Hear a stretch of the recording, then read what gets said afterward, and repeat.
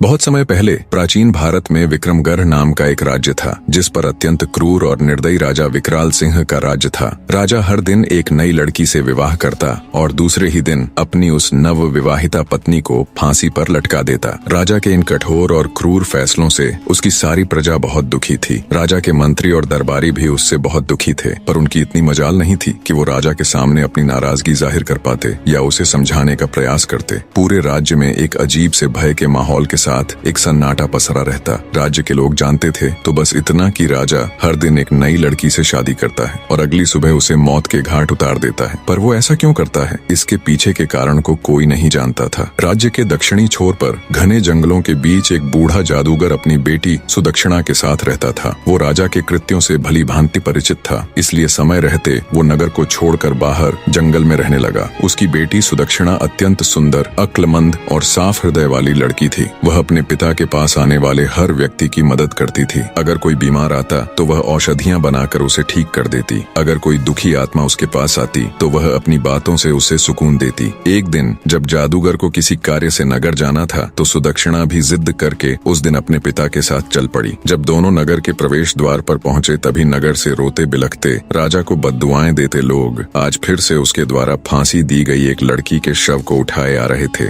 बूढ़े जादूगर ने उनको देखा तो उसको सारा माजरा समझते देर न लगी। उसने तुरंत अपनी बेटी को वहां से चलने के लिए कहा, पर सुदक्षिणा ने जब उन रोते बिलखते लोगों को देखा तो उसका हृदय द्रवित हो उठा। वो बोली, नहीं पिताजी, पहले मुझे ये जानना है कि ये लोग क्यों इतने दुखी हैं और क्यों ये राजा को भला बुरा कह रहे हैं। जादूगर के बहुत समझाने पर भी वो वहां से नहीं गई। कुछ लोगों से जब उसने इसका कारण पूछा तो लोगों ने उसे एक बार के लिए अजीब निगाह से देखा और बोले, क्या तुम्हें कुछ नहीं पता? सुदक्षिणा के मना करने पर उन लोगों ने अपनी पूरी पीड़ा भरी दास्तान उसके सामने कह सुनाई। सारी बात सुन सुदक्षिणा एकदम सन्न रह गई। कुछ देर बाद वो अपने होश संभाल अपने पिता से बोली, पिताजी, मैं राजा के साथ विवाह करना चाहती हूँ। बेटी के मुख से ये बात सुन जादूगर सकते में आ गया और बोला, बेटी, क्या तुम पागल हो गई हो जो ऐसी बात कह रही हो? तुमने अभी सुना ना कि राजा दूसरे ही दिन अपनी पत्नी की हत्या करवा देता है। सुदक्षिणा बोली, पिताजी, मुझे अच्छे से पता है मैं क्या कह रही हूँ। आप तो बस मुझे राजा के पास जाने की इजाजत दीजिए। अगर मैं अपनी बुद्धि, करुणा